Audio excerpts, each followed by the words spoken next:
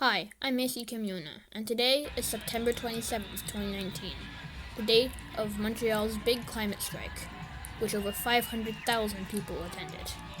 I saw many clever signs and posters at this march, and the speakers were very inspiring, especially Greta Thunberg. And now for Greta's speech.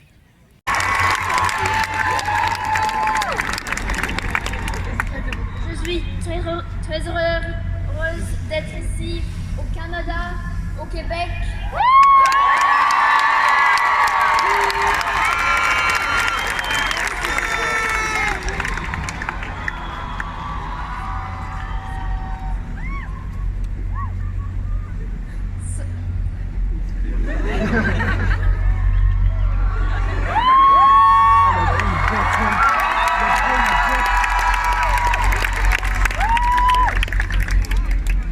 So at least 500,000 here today.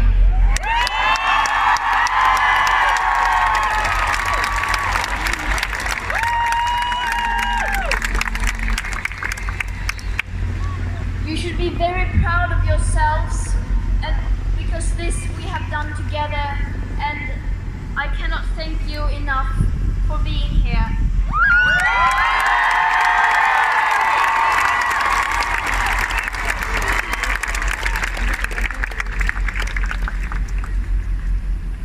So around the world today, millions of people are marching right now, and it's just incredible to be united in such a way for a common cause, and it just feels great, doesn't it?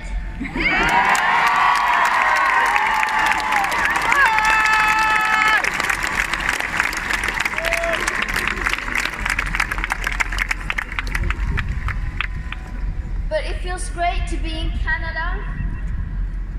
It's a bit like coming home. I mean, you are very similar to Sweden, where I'm from.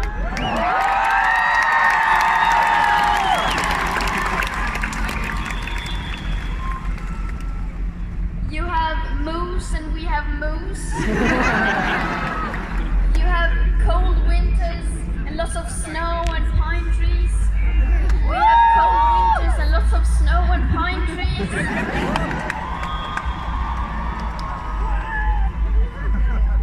You have the caribou, we have the reindeer.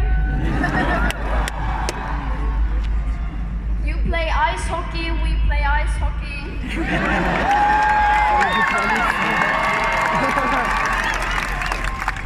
You have maple syrup and we have, well, forget about that one. You're a nation that is eligibly a climate leader.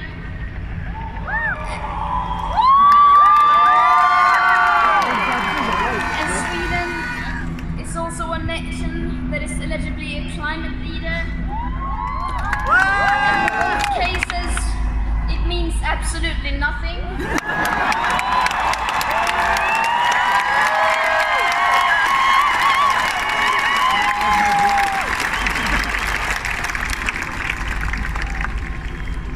Because in both cases, it's just empty words.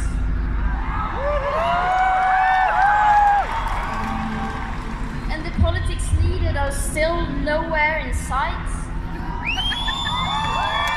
So we are basically the same. Last week, well over 4 million people in over 170 countries striked for the climate.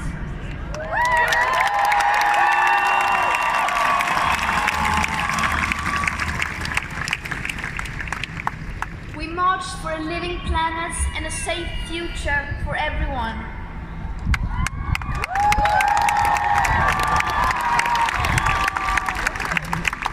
We spoke the science and demanded that the people in power would listen to and act on the science, but our political leaders didn't listen. This week, world leaders from all around the world gathered in New York for the UN Climate Action Summit. They disappointed us once again with their empty words and insufficient plans?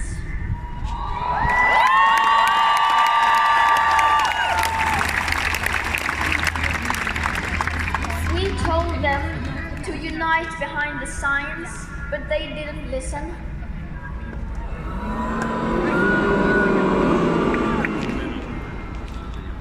So today, we are millions around the world, striking and marching again, and we will keep on doing it until they listen.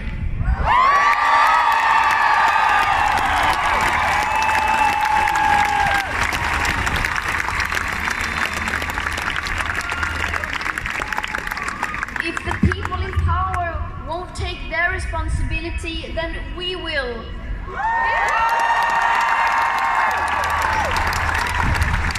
It should not be up to us, but somebody needs to do it.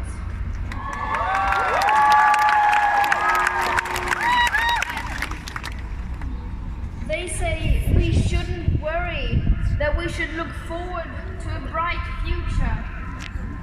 But they forget that if they would have done their job, we wouldn't need to worry. If they had started acting in time, then this crisis wouldn't be the crisis it is today.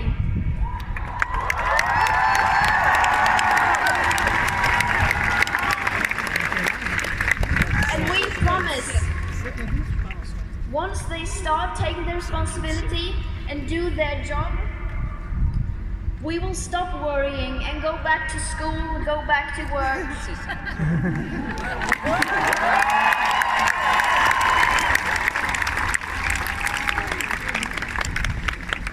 And once again, we are not communicating our opinions or political views. The climate and ecological crisis is beyond party politics. We are communicating the current best available science.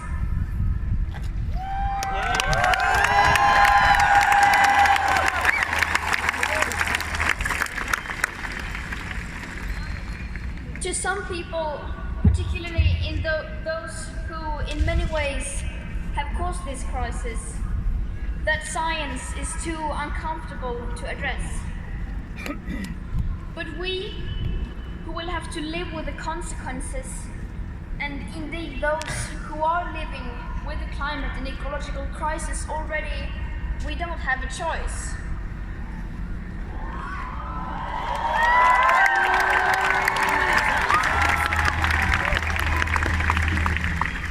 To stay below 1.5 degrees Celsius and give us a chance to avoid the risk of setting off irreversible chain reactions beyond human control, to do that, we must speak clearly and tell it like it is, tell the truth.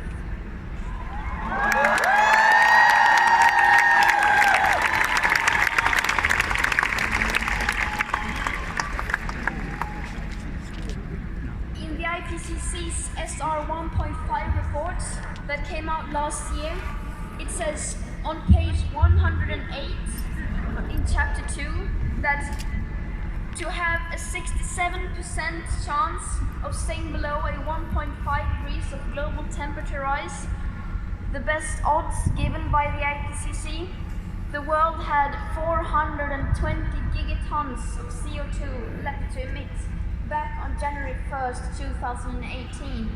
And today, that figure is already down to less than 350 gigatons. With today's emissions levels, that remaining CO2 budget will be entirely gone within less than 8.5 years. And please note that these calculations do not include already locked-in warming hidden by toxic air pollution, non-linear tipping points, most feedback loops, or the aspect of equity, climate justice.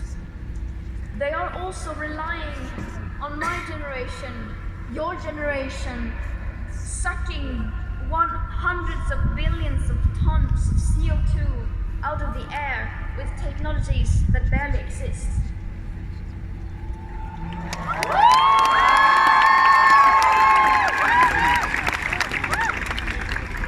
As not one once, not one single time, have I heard any politician, journalist, or business leaders even mention these numbers.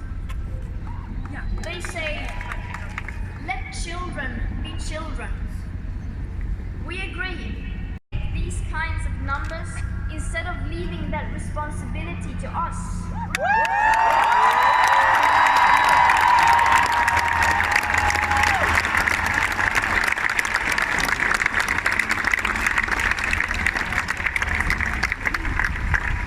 Then we can go back to being children. And we are not in school today.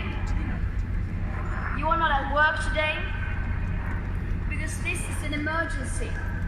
And we will not be bystanders.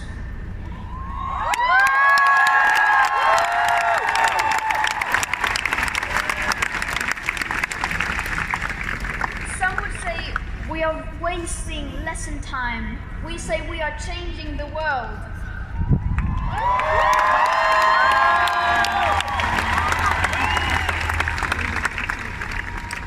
So that when we are older, we will be able to look our children in the eyes and say that we did everything we could back then.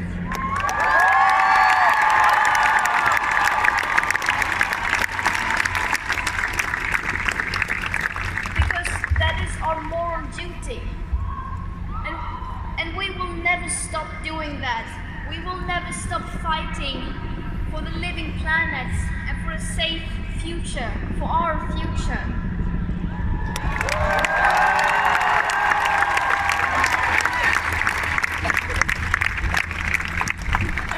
We will do everything in our power to stop this crisis from getting worse, even if that means skipping school or work.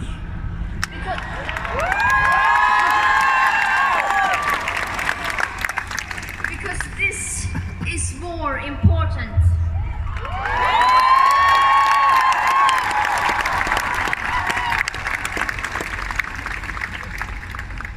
We have been told so many times that there's no point in doing this, that we won't have an impact anyway, that we can't have an impact and make a difference. I think we have proven that to be wrong by now.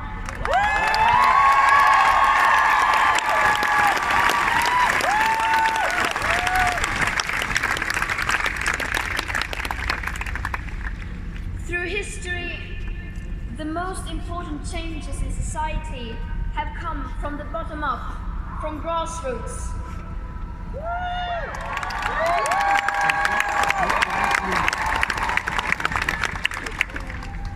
And the numbers are still coming in, but it looks like well over 6.6 million people have joined the Week for Future, the strikes on this and last Friday.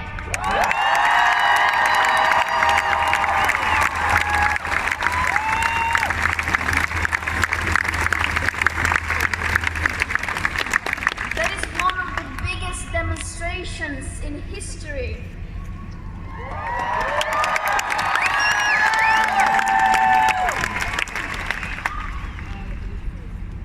People have spoken, and we will continue to speak until our leaders listen and act.